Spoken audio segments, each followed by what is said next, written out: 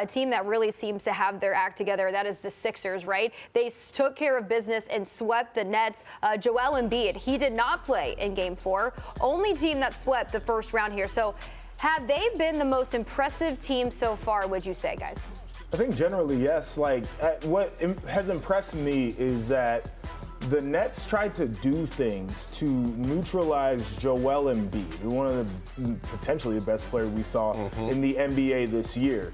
And they said, we got answers for that. Other guys stepped up, and they changed what their philosophy was. They distributed the ball extremely well. They let people play to their strengths. When Joel Embiid had 2 defenders on him, he was just finding the open guy. He was just literally just passing the ball. And then if they had to make one more pass after that, that's exactly what they did.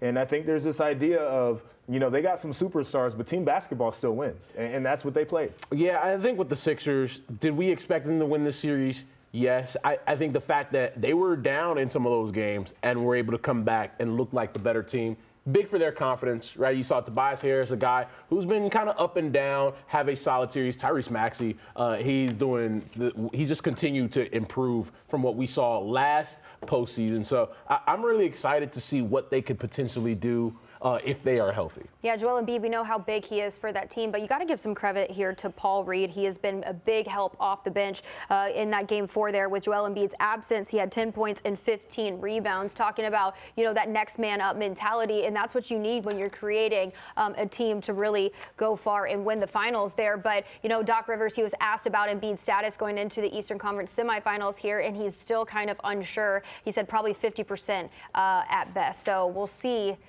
if he shows up there.